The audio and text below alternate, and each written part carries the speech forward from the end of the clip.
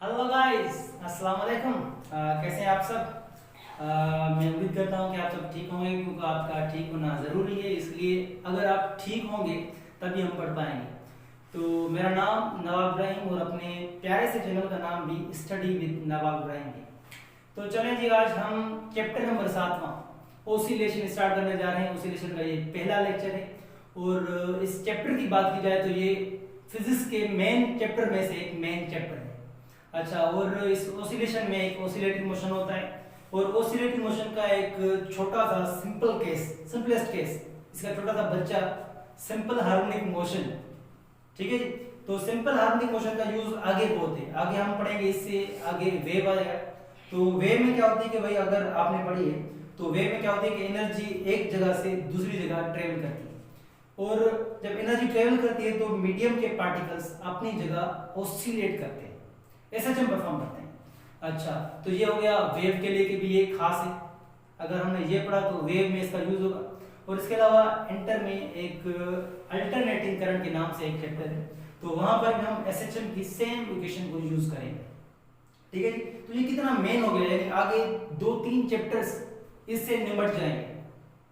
ठीक है। और इसके अलावा इसकी बात की जाए कि एंट्री टेस्ट में इससे कितने क्वेश्चंस भी करते हैं, तो इंजीनियरिंग यूनिवर्सिटी की बात की जाए, जैसे अपनी नस्ट हो गई, अपनी ब्यास हो गई, जीआईके हो गई, यूईटी हो गई, एनईडी हो गई और सिंध में अपनी ये मेरठ यूनिवर्सिटी हो गई। तो इन सभी यूनिवर्सिटीज में एटलीस्ट 1 या 2 क्वेश्चन इजीली यहाँ से पिक करते हैं। अच्छा, और स्पेशली नस्ट की बात की जाए तो नस्ट में फिजिक्स के 60 एमसीक्यूज होती हैं, तो 60 में से कम 4 या 5 यहाँ से चिपका देते हैं भाई, ये लो लगा लो। तो कुछ कॉन्सेप्चुअली जो हो गए या कुछ न्यूमेरिकल्स उठा लिए, तो 4 या 5 क्वेश्चन इजीली यहाँ से पिक करते हैं। अच्छा जी। तो इसके अलावा मेडिकल टेस्ट की बात की जाए तो मेडिकल में भी इससे अभी इस साल टेस्ट हुई थी, तो इसमें भी 2 या 3 क्वेश्चन पक्के थे। 2 क्वेश्चन तो पक्के थे, तीसरे का पता नहीं। तो देखें ये कितना अहम चैप्टर है। तो आज के लेक्चर में आपको मैं बताता चलूं कि कुछ टॉपिक्स क्लियर करने वाले हैं। तो अच्छा, इस चैप्टर की बात की जाए तो ये सिंध में एक दूसरे चैप्टर से मिला हुआ है, यानी वेव्स एंड ओसिलेशन, ये एक ही चैप्टर है। और इसके अलावा जो दूसरे टेस्ट है, जैसे अपना पंजाब टेस्ट हो गया, बलूचिस्तान हो गया, केपीके हो गया, इनमें एक अलग चैप्टर है। ये एक अलग चैप्टर है क्योंकि इसके यूज बहुत है, इसको अच्छे से डिफाइन किया गया है। तो चलें जी, आज के लेक्चर में हम इस चैप्टर के कुछ पहले मेन टॉपिक्स क्लियर करने वाले हैं, जिसमें अपना पैराडिक मोशन क्या होता है ये आज पढ़ेंगे।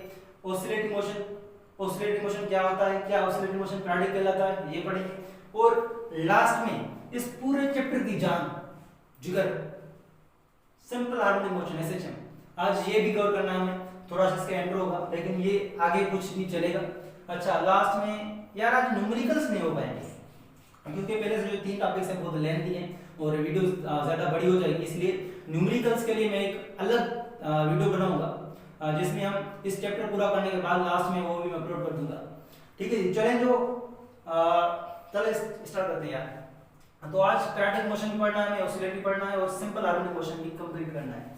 तो चलिए स्टार्ट करते हैं अपने पहले टॉपिक से, यानी पैराडिक मोशन से।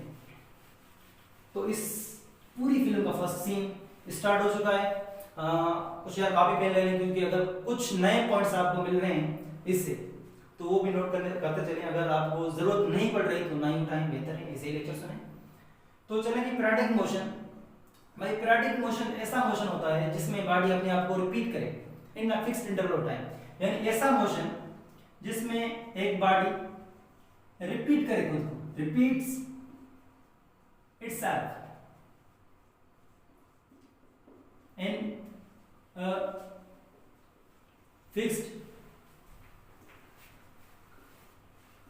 interval of time, यानी एक फिक्स्ड इंटरवल ऑफ टाइम में अगर बॉडी अपने आप को रिपीट कर रही है तो उसे हम पैराडिक मोशन कहते हैं। लेट्स सपोज मेरे पास ये एक सर्कल है,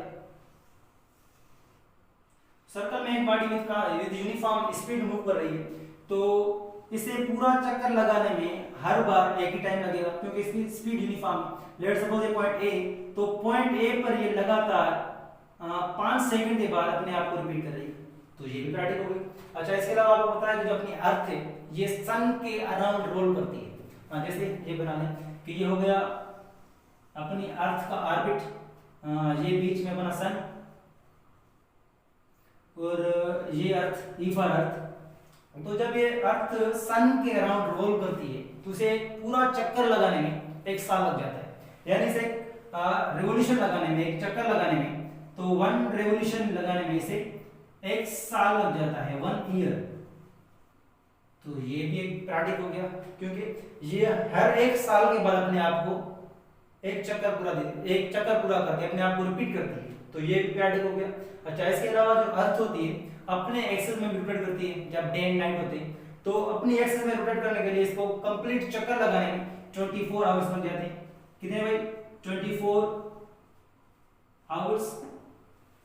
तो ये भी पीरियडिक हो गया। अच्छा, इसके अलावा आपने क्लॉक देखी, यानी घड़ियाल। तो घड़ियाल में क्या होता है कि उसके 3 हैंड्स होते हैं, इसके 3 कांटे होते हैं, एक अपना सेकंड वाला, एक मिनट वाला, एक आवर वाला। तो ये बना लेते हैं क्लॉक को भी। तो मेरे पास ये क्लॉक बनने को जा रहे हैं, ये 12, 1 2 3 4 5 6 7 8 9 10 11 12। तो इसके 3 हैंड्स होते हैं, एक सबसे बड़ा वाला सेकंड का, एक उससे छोटा, एक उससे थोड़ा छोटा, ये हो गया अपना मिनट का, और एक सबसे छोटा ये वाला आवर। तो ये वाला सेकंड, ये वाला मिनट का कांटा, तो ये घंटे वाला, आवर वाला। तो देखें कि जो सेकंड वाला कांटा है इसको कंप्लीट चक्कर लगाने में 60 सेकंड लग जाते हैं। तो ये इसके लिए पीरियडिक है, इससे ज्यादा ना ही कम, इससे ना ही ज्यादा लेगा और ना ही कम लेगा। तो जो सेकंड वाला हैंड है, जो इसका सेकंड वाला हैंड है, उसे 60 सेकंड लगेंगे एक कंप्लीट चक्कर लगाने में। तो ये इसके लिए पीरियडिक हो गया, यानी ये 12 से स्टार्ट हुआ तो 12 तक पहुंचने के लिए इसे फिर से 60 सेकंड का टाइम लगेगा। तो इसलिए इसके लिए कांस्टेंट है। अच्छा, इसके लिए मिनट वाले की बात की जाए तो मिनट वाले कांटे पूरा चक्कर लगाने में 60 मिनट लग जाते हैं, यानी मिनट वाले हैंड को एक कंप्लीट चक्कर लगाने में 60 मिनट्स लग जाते हैं, 60 मिनट्स। अच्छा, इसकी बात की जाए तो घंटे वाला जो कांटा है, यानी आवर वाला जो हैंड है, इससे कंप्लीट चक्कर लगाने में कितना टाइम लगेगा?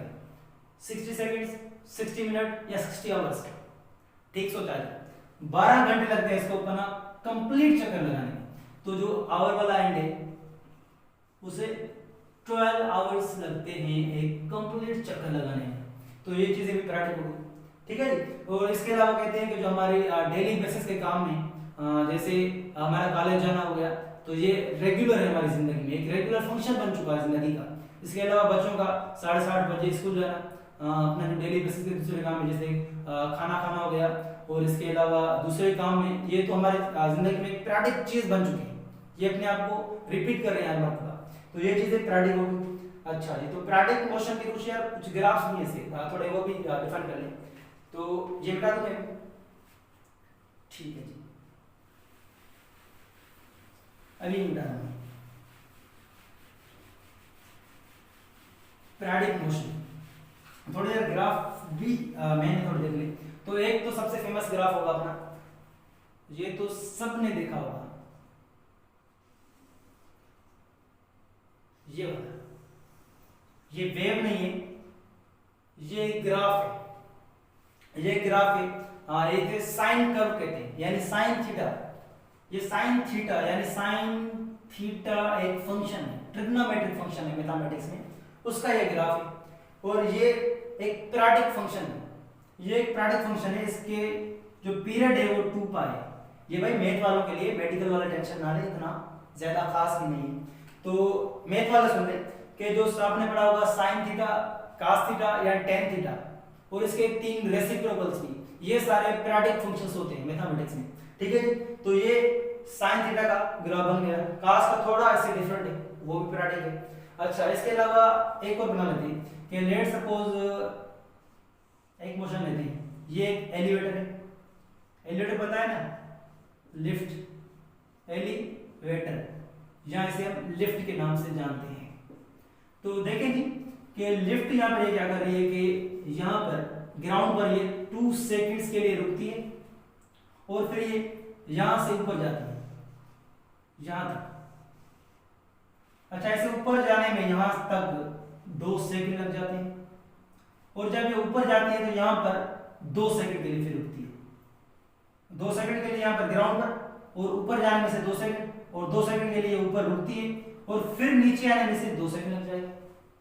अगर हम इसका हाइट वर्सेस टाइम का ग्राफ बना लें तो देखें कि मैं y एक्सिस पर हाइट ले रहा हूं और x एक्सिस पर टाइम ले रहा हूं, और y एक्सिस पर अपनी हाइट हो गई। तो देखें कि पहले 2 second, 4 second, 6 second, 8 second, 10 second, 12 second हो गए अपने, 14 सेकंड।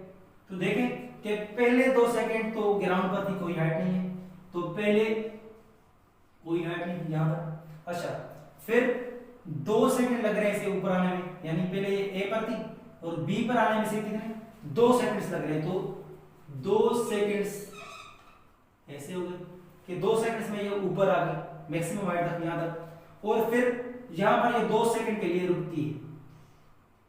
ठीक है, ये 2 सेकंड के लिए रुक गई 6 तक, और फिर 2 सेकंड से नीचे आएंगे, तो ये 2 सेकंड जब नीचे आ गई तो यहां पर हाइट 0 होगी, और फिर देखें कि फिर ये 2 सेकंड नीचे रुकेगी ग्राउंड पर, और फिर से इसे 2 सेकंड ऊपर सबसे ज्यादा ऊपर जाने में, और फिर ये 2 सेकंड यहां पर रुकेगी, और फिर इसे 2 सेकंड नीचे आने में, तो ऐसे ये ग्राफ बनता जाएगा ऐसे कुछ। तो ये भी एक पीरियडिक मोशन का ग्राफ है, सिर्फ ये वाला नहीं, ये भी एक पीरियडिक मोशन का ग्राफ है। ज्यादा बात क्लियर है? तो पीरियडिक मोशन ज्यादा क्लियर है। चलो जी, तो इससे अगला वाला टॉपिक करते हैं भाई। हाँ, बहुत मजेदार है वो भी।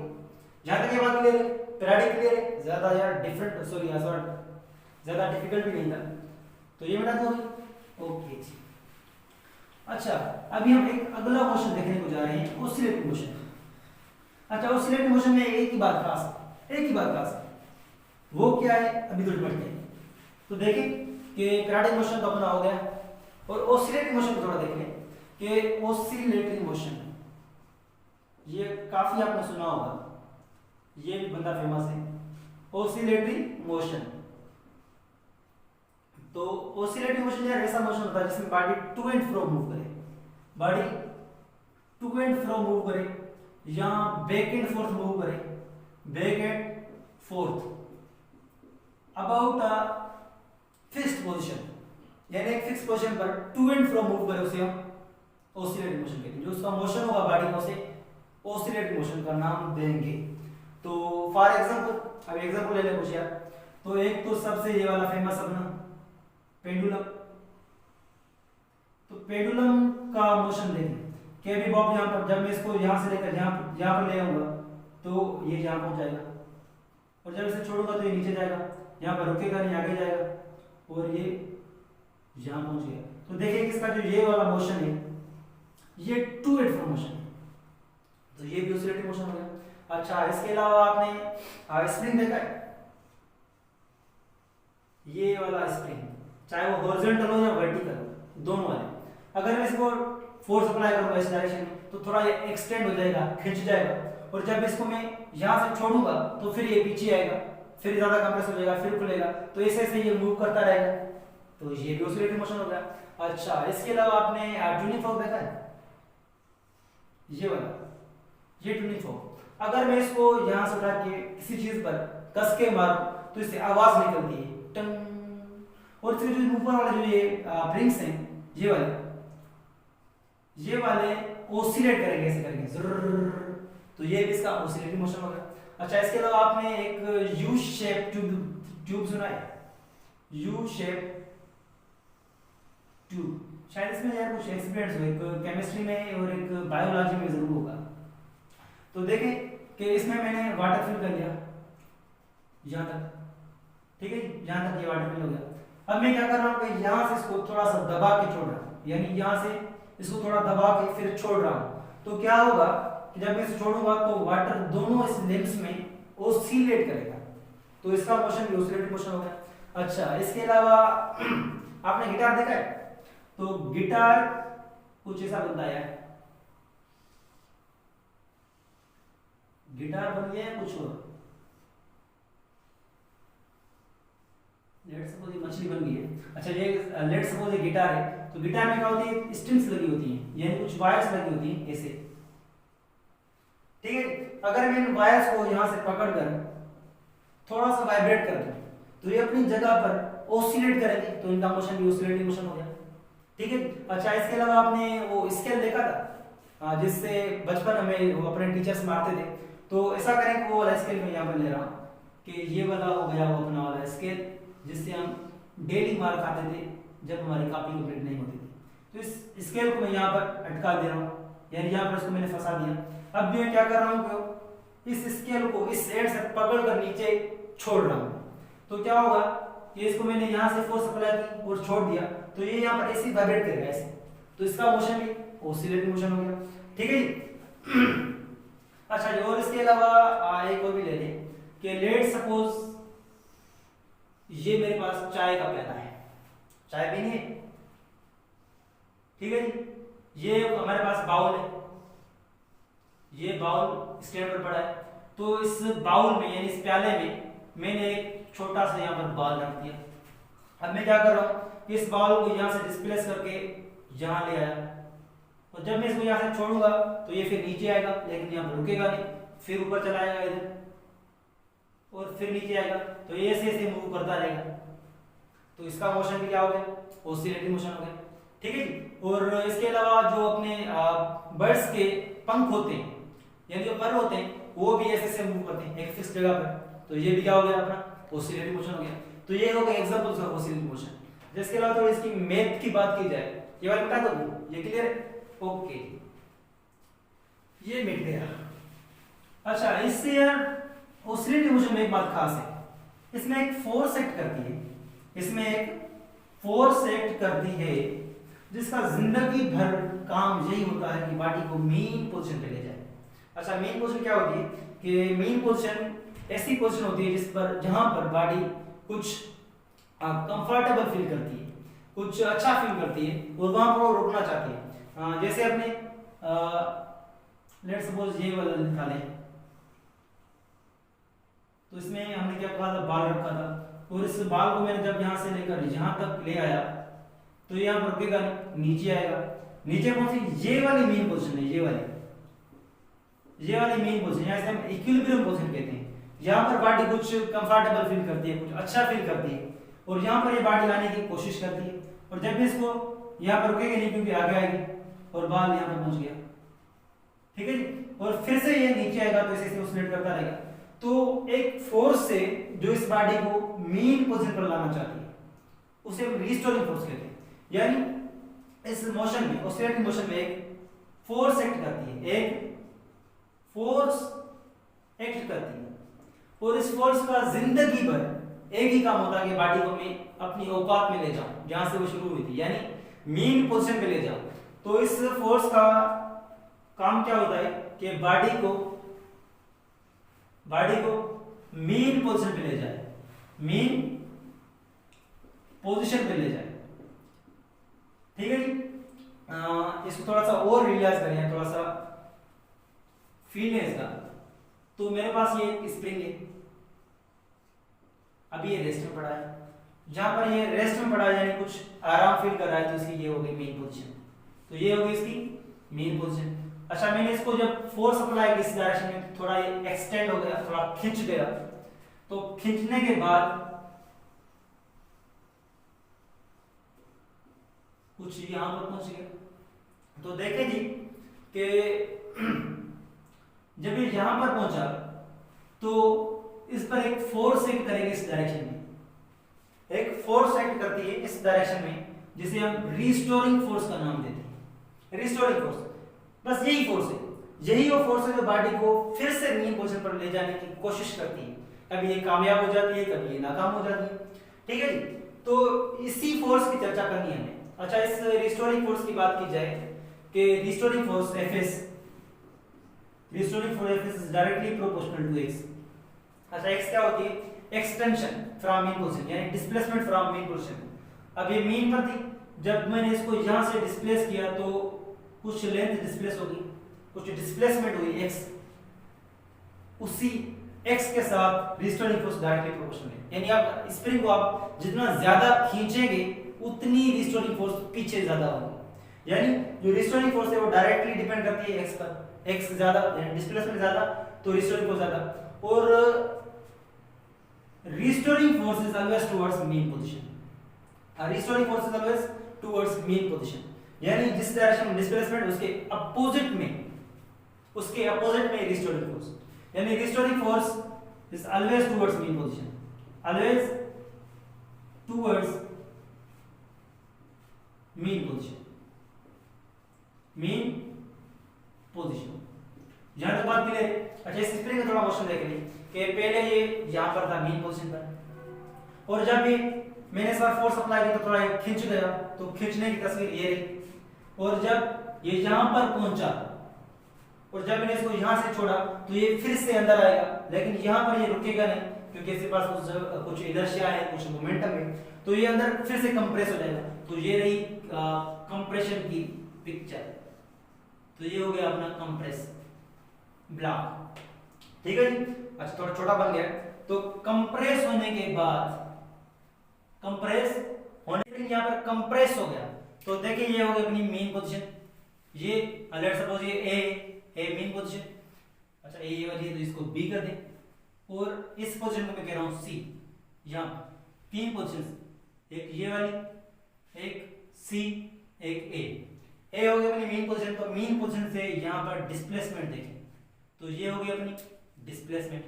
अच्छा जिस डायरेक्शन में डिस्प्लेसमेंट उसके अपोजिट में रिस्टोरिंग फोर्स, और यहाँ पर रिस्टोरिंग बात की जाए तो रिस्टोरिंग फोर्स इस डायरेक्शन में बिल्कुल अपोजिट टू एक्स। अच्छा सर, जो मेन फार्मूला है इस फोर्स का वो थोड़ा लिख लें कि जो इसका फार्मूला बनता है।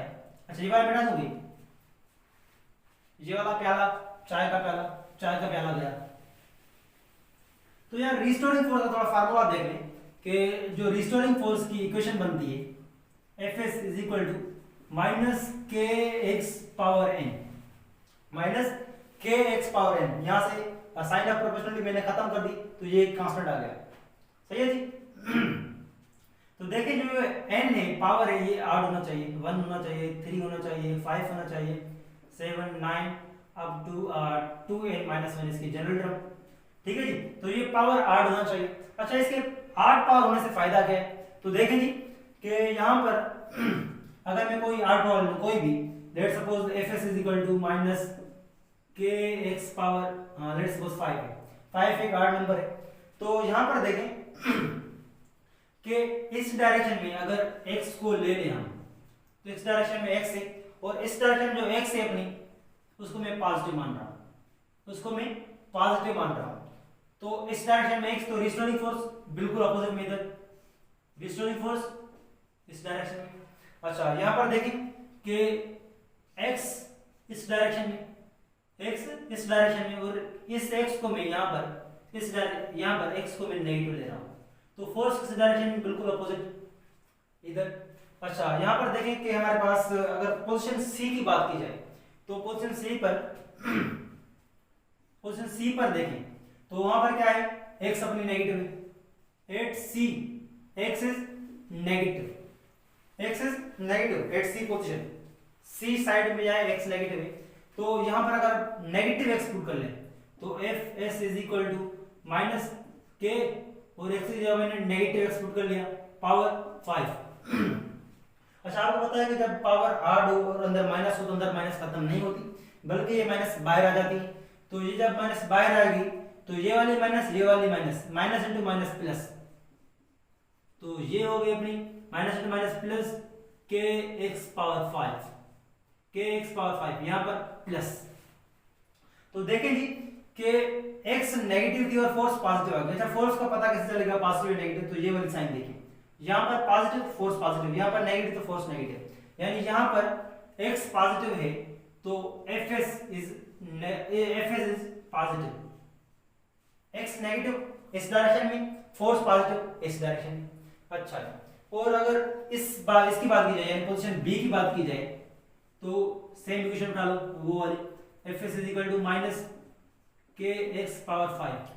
अच्छा यहाँ पर x क्या है अपनी पॉजिटिव है तो मैं force F S is equal to minus k x को मैंने पॉजिटिव x लिया पावर 5। अच्छा अंदर प्लस हो कोई फायदा ही नहीं इसका तो इक्वेशन सेम आ जाएगी F S is equal to minus k x power 5। इसको भी देख ले थोड़ा कि यहाँ पर फोर्स नेगेटिव आ रही है यानी x यहाँ पर क्या थी पॉजिटिव तो फोर्स एफ एस नेगेटिव यानी जो force is opposite to displacement. Force is opposite to displacement जिस डायरेक्शन में डिस्प्लेसमेंट उसके अपोजिट में फोर्स। तो ये हो गया अपना ऑसिलेटरी मोशन। ठीक है जी। अच्छा तो ऑसिलेटरी मोशन एक या और बात मेन कर लूंगी आपसे ये वाला मिटा दो भी क्लियर है। चलो जी ये भी मिटा रहा हूं ओके ये सारा अभी खत्म हो गया। अच्छा और बात मैं आपको बताता चलूं कि क्या ऑसिलेटरी मोशन पैराडिक होता है? क्या ऑसिलेटरी मोशन पैराडिक होता है? अच्छा पैराडिक हम किसे कहते हैं? जो अपने आप को रिपीट करे in a fixed interval of time. Let's suppose मेरे पास एक पेंडुलम है और पेंडुलम को मैंने यहां से पकड़ा यहां पर ले आया तो ये यहां पर पहुंच गई और जब इसको मैं छोड़ूंगा तो नीचे जाएगी और यहां पर रुकेगी नहीं आगे जाएगी फिर फिर यहां पहुंच गई। तो ऐसे से ये मूव करती रहेगी लेकिन स्लो करती इसके जो ऑसिलेशन छोटे हो जाएंगे और होते ये फिर बंद हो जाएगी। यानी ये चीज बंद हो रही है यानी यहाँ जिसकी जो एनर्जी थी सारी खत्म हो गई और ये बंद हो गई। तो क्या ये पैराडिक हो सकती है? नहीं हो सकती क्योंकि अगर मैं इसकी देख लूं कि ये ए पोजीशन है यहां से मैंने इसको उठाया ए पर ले आया तो जब इसको मैं छोड़ूंगा तो इधर जाएगी और फिर से ये ए पर पहुंच ही नहीं पाएगी क्योंकि इसकी कुछ ना कुछ एनर्जी जो है खत्म हो जाएगी क्योंकि वहां पर कुछ एयर रेजिस्टेंस होगी कुछ ग्रेविटी का इफेक्ट होगा इसलिए इसकी जो एनर्जी है वो डैम्प हो जाएगी खत्म हो जाएगी डिसिपेट हो जाएगी। तो देखिए कि ये अपने आप को पैराडिक यानी एक अपने आप को रिपीट नहीं कर पाएगी अगर यहां पर सारे एक्सटर्नल डिस्टरबेंस हम खत्म कर दें यानी ग्रेविटी का इफेक्ट खत्म कर दें और इसके अलावा एयर रेजिस्टेंस को भी नेग्लेक्ट कर दें और दूसरे जितनी भी डिस्टरबेंस है उनको खत्म कर दें तो ये बॉडी लगातार अप टू इनफिनाइट टाइम तक ऑसिलेट करेगी तब हम इसे पैराडिक कहेंगे। तो ये लाइन अभी लिख लें कि क्या सारे ऑसिलेटिंग मोशन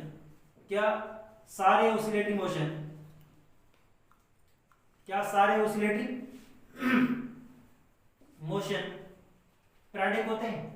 आर पैराडिक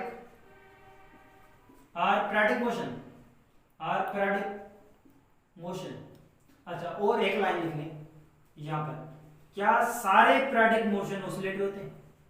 क्या सारे पैराडिक मोशन ऑसिलेटरी होते हैं? क्या सारे पैराडिक मोशन ऑसिलेटरी मोशन होते हैं? तो देखें जो ऑसिलेटरी मोशन ऐसा होता है कि जो टू एंड फ्रो तो दो लाइंस लिखी हुई है क्या सारे ऑसिलेटरी मोशन पैराडिक होते हैं और दूसरी लाइन क्या सारे पैराडिक मोशन ऑसिलेटरी होते हैं। तो छोटी सी इस लाइन के लिए एक एग्जांपल ले लें कि भाई अगर मेरे पास बॉडी है सर्कल में मूव कर रही है अगर मेरे पास ये बॉडी है कि सर्कल में मूव कर रही है विद यूनिफॉर्म स्पीड तो ये बॉडी एक पैराडिक मोशन तो कर रही है लेकिन ये ऑसिलेटरी नहीं करेगी यानी ये पैराडिक मोशन तो है लेकिन ऑसिलेटरी मोशन नहीं है पैराडिक है क्योंकि ऑसिलेटरी मोशन में एक रिस्टोरिंग फोर्स होती है जो कि यहाँ पर नहीं है तो ये चीज पैराडिक हुई ऑसिलेटरी नहीं है। अच्छा इससे ये जाहिर होता है कि सारे पैराडिक मोशन ऑसिलेटरी हो ये लाजमी नहीं है जैसे ये वाला तो ये वाली बात तो हो गई गलत। अच्छा ऊपर वाले देखिए ये गलत है या सही है? क्या सारे ऑसिलेटरी मोशन पैराडिक होते हैं? जितने भी एग्जांपल्स अभी हमने किए क्या ये सारे पैराडिक हो सकते हैं? तो भाई ये बात सही हो सकती है जब व्हेन एनर्जी ऑफ ऑसिलेटर या energy of body is constant when energy of body is constant तभी हम कह पाएंगे कि भाई ऑसिलेटरी मोशन इज पैराडिक मोशन। अगर इस चीज की एनर्जी खत्म हो जाए तो अपने आप को ये रिपीट नहीं कर पाएगी। अगर ये रिपीट नहीं करेगी तो हम इसे पीरियोडिक मोशन नहीं कहेंगे। तो ऑसिलेटरी मोशन यहाँ पर खत्म हुआ। तो अभी आगे चलते हैं एक मेन टॉपिक की तरफ से, जो इस चैप्टर की हार्ट है, सबसे मेन, सिंपल हार्मोनिक मोशन। चलो जी नारा लगाओ सिंपल हार्मोनिक मोशन का। ये क्लियर है? ओके जी डन। ऑसिलेटरी मोशन बेटा तो ये भी बेटा किसी काम का नहीं है अभी, क्योंकि अभी हम पढ़ने वाले हैं सिंपल हार्मोनिक मोशन। अच्छा, सिंपल हार्मोनिक मोशन से कुछ लोगों को डर भी लगता है, भाई ये पता नहीं क्या होता है, समझ नहीं आता। तो अगर आप दिल से इसको पढ़े तो ये डिफिकल्ट नहीं होता। अगर आप बुक से पढ़ ले, कुछ कहीं और से पढ़ ले, लेकिन दिल से पढ़े तो ये आपको जरूर आएगा। तो सिंपल हार्मोनिक मोशन, ठीक है जी, और शॉर्ट फॉर्म में SHM, सिंपल हार्मोनिक मोशन। अच्छा जी, सिंपल हार्मोनिक मोशन क्या होता है कि it is an special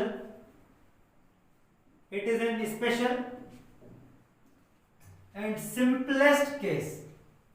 It is an special and simplest case of oscillatory motion.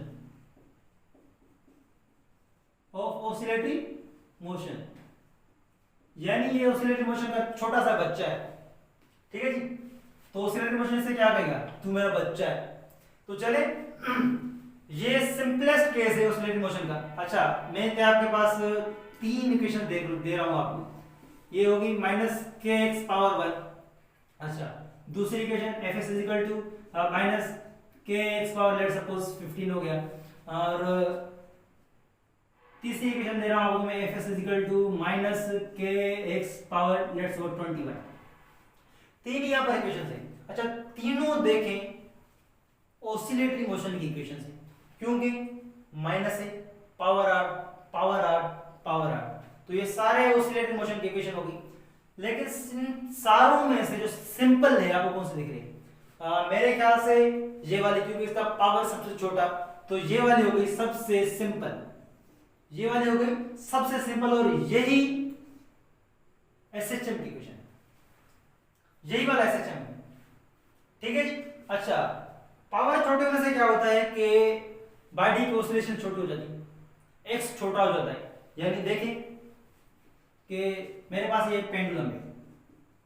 अगर जिन लोगों ने पेंडुलम पढ़ा है तो वो ये जरूर समझ पाएंगे कि पेंडुलम का मोशन हम SHM नहीं कह सकते जब तक ये बात नोट करना कि पेंडुलम का मोशन हम SHM नहीं कह सकते जब तक ये बनने वाली थीटा, ये वाली एंगल स्मॉल हो। भाई इससे आगे आएगा अपना पेंडुलम लास्ट में, इसके बाद सॉरी तीसरा या चौथा लेक्चर बनेगा इसका पेंडुलम का, वहां पर भी ये बात होगी। यहां पर सुने कि जब तक ये एंगल थीटा छोटा नहीं है तब तक इसका मोशन SHM नहीं होता, तब तक इसका मोशन SHM नहीं होता। क्योंकि ये वाली बात नोट कर ले, क्योंकि SHM simple harmonic motion is straight line motion, is a straight line motion, ठीक है जी। अभी आगे खोल लें कि इसका मोशन अभी हम SHM काउंट नहीं करेंगे जब तक ये एंगल छोटी ना हो। अच्छा, एंगल छोटी होने से क्या हो जाएगा कि जो ऑसिलेशंस बन रही है, अच्छा जो ये इसके ऑसिलेशंस है ये छोटे हो जाएंगे। पहले अगर एंगल बड़ी है तो ये ऑसिलेशंस बहुत बड़े, अगर एंगल छोटी हो गई तो इसलिए ऑसिलेशंस छोटे, और छोटे ऑसिलेशंस को हम SHM में काउंट करते हैं, वरना नहीं करते। तो देखिए, अगर ये ऑसिलेशंस बड़े हैं तो ये कुछ मोशन ऐसे होगा। तो ये मेरे को कुछ स्ट्रेट तो नहीं दिख रहा, कुछ सर्कल का आर्क दिख रहा है, तो ये हो गया एक सर्कुलर मोशन के टाइप, एक सर्कुलर हो गया, तो ये SHM नहीं, क्योंकि स्ट्रेट लाइन नहीं। अच्छा, मैं ऐसा कर रहा हूं कि ऑसिलेशन में बहुत छोटे ले रहा हूं, ऑसिलेशन में बहुत छोटे, जैसे ये वाला हो गया और ये वाला हो गया। तो ये देखें, अब इस पेंडुलम का मोशन कुछ ना कुछ स्ट्रेट, तो कुछ ना कुछ स्ट्रेट तो सिंपल हार्मोनिक मोशन। यानी यहाँ पर जो एंगल बनेगी थीटा, वो भी क्या होगी, छोटी होगी, ठीक है जी। तो एंगल होगी छोटी, तभी हम इसको एसएचएम में काउंट करेंगे।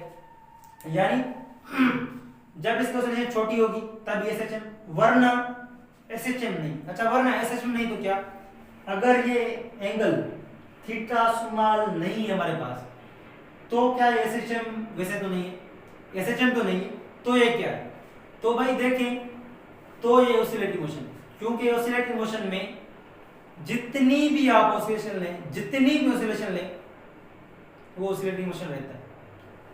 चाहे जितनी छोटी कर लें, चाहे मोशन ऑसिलेशन बड़ी कर लें, फिर उसे हम ऑसिलेटिंग मोशन कहते हैं। अगर आपसे ये मैं पूछूं, अच्छा आगे पूछूंगा, यहाँ पर नहीं, तो ये यहाँ बात क्लियर है। अच्छा जी, और अभी पूछ रहा हूं मैं आपसे कि इसमें क्या सारे एसएचएम मोशन जो होते हैं, अच्छा ये वाली बात सेम वही, क्या सारे एसएचएम ऑसिलेटरी होते हैं, आर ऑसिलेटरी मोशन, एक बात ये वाली। अच्छा, दूसरी बात, क्या सारे ऑसिलेटरी मोशन एसएचएम होते हैं, क्या सारे ऑसिलेटरी मोशन एसएचएम होते हैं, आरएसएचएम, सिंपल हार्मोनिक मोशन। तो देखें जी, इसकी बात की जाए कि सारे ऑसिलेटरी मोशन एसएचएम नहीं होते, सारे ऑसिलेटरी मोशन एसएचएम नहीं होते, ये बात गलत होगी कि सारे ऑसिलेटरी मोशन एसएचएम में नहीं है। क्योंकि यहां पर देखिए, जब इसकी थीटा बड़ी हो जाएगी तो ये एसएचएम नहीं कहलाएगा, बल्कि ये ऑसिलेटरी कहलाएगा। तो ये एसएचएम नहीं हुआ, ऑसिलेटरी हुआ। तो इससे ये क्लियर होती है कि सारे ऑसिलेटरी मोशन एसएचएम नहीं होते। अच्छा, दूसरी बात कि सारे एचएम ऑसिलेटरी मोशन होते हैं, क्या सारे एसएचएम ऑसिलेटरी मोशन होते हैं? तो ये बात बिल्कुल ही सही है, ये बात बिल्कुल ही सही है। क्योंकि SHM, simple harmonic motion, is a case of oscillatory motion, यानी इसका एक छोटा सा पार्ट है, तो ये भी ऑसिलेटरी मोशन हो गया, ठीक है जी। अच्छा जी, अच्छा, और इससे थोड़ी डीप में चलते हैं ऑसिलेटरी मोशन की, सॉरी इसके सिंपल हार्मोनिक मोशन की, ये वाली बात मिटा दो, ओके जी। तो देखिए भाई, सिंपल हार्मोनिक मोशन में एक और फंडा होता है, वो होता है एक्सेलरेशन का, वो होता है एक्सेलरेशन का। तो ये वाली इक्वेशन है अपने एसएचएम की, तो ये दूसरे में मिटा रहा हूं। अच्छा, पेंडुलम को शायद रुका रहने दे, शायद काम आ जाए। तो इस इक्वेशन की बात कर लूं मैं आपको, इस इक्वेशन की बात कर लूं कि Fs is equal to minus kx। अच्छा, यहां से जो F होती है वो बराबर होती है अपने ma के, according to second law of motion. तो अगर मैं यहां पर ma लिख लूं तो ma is equal to minus kx। तो यहां से अगर मैं एक्सेलरेशन का फार्मूला बनाना चाहूं तो मास यहां पर मल्टीप्लाई, उस साइड जाएगा डिवाइड में, तो minus k over m into x, minus k over m into x. अच्छा, यहां से मैं अगर सीधा करके लिखना चाहूं तो माइनस, अच्छा माइनस को थोड़ा अंदर भेज दें, यहां पर मैं लिखा k over m into minus x. इसको चीज को मैं ऐसे लिख सकता हूं, माइनस को मैंने अंदर भेज दिया। अच्छा जी, अच्छा, फिजिक्स में एक और बीमारी है कि हमारे पास जब कांस्टेंट होते हैं तो उनको दफा करके साइन ऑफ प्रोपोर्शनलिटी लगाते हैं, और इसके रिवर्स में जब हमारे पास साइन ऑफ प्रोपोर्शनलिटी होती है तो उसको हम वहां से हटाकर उसको रिप्लेस करके कोई ना कोई कांस्टेंट लेते हैं, कोई ना कोई कांस्टेंट ले लेते हैं। जैसे हम k ज्यादा ले लेते हैं, k इज इक्वल टू 1 ऐसा यूनिट में।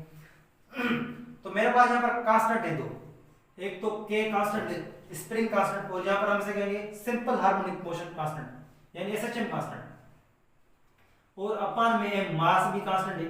तो इन दोनों कांस्टेंट में बराबर ले रहा हूं एक और कांस्टेंट के, ओमेगा स्क्वायर। तो acceleration is equal to minus, अच्छा माइनस को बाहर निकालें, माइनस ओमेगा स्क्वायर एक्स। अच्छा, ओमेगा स्क्वायर एक तो कांस्टेंट है, ये सारे कांस्टेंट है, ये लिख लूं यहां पर, तो दीज ऑल आर कांस्टेंट। अच्छा, यहां पर कांस्टेंट है, अगर मैं इस कांस्टेंट को रिप्लेस कर लूं तो acceleration is directly proportional to negative x, acceleration is directly proportional to negative x. ये वाली कंडीशन सबसे मेन कि भाई acceleration is directly proportional to x, यानी जितनी एक्स ज्यादा एक्सेलरेशन ज्यादा, और माइनस साइन शो करती है कि acceleration is always towards mean position, यानी acceleration is directly proportional negative sign यहां पर बता रही है कि एक्सेलरेशन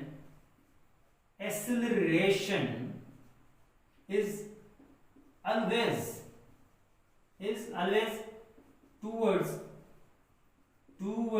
mean position। अच्छा ये सबसे बातें में, अच्छा इसको थोड़ा प्रूव कर लें यार, इसको प्रूव कर लें कि एक्सेलरेशन वाकई टुवर्ड्स मेन पोजीशन होती है। चलो इसको भी देखते हैं, ये थोड़ा मेन भी है शायद।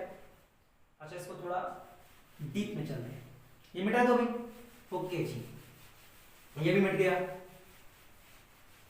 अच्छा ये यार जाहिर हो रहा है, यानी नजर आ रहा है, क्योंकि यार अभी लाइट जा चुकी है और इसलिए मैंने एक छोटी सी टार्च से ये भी रिकॉर्ड कर रहा हूं, तो आई एम सॉरी।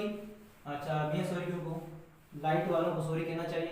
तो देखें जी कि ये वाला मिटा दूं अभी, क्योंकि आपने लिख लिया है, नोट कर लिया है ना, ओके जी। तो देखें जी मेरे पास लेट सपोज एक पेंडुलम है,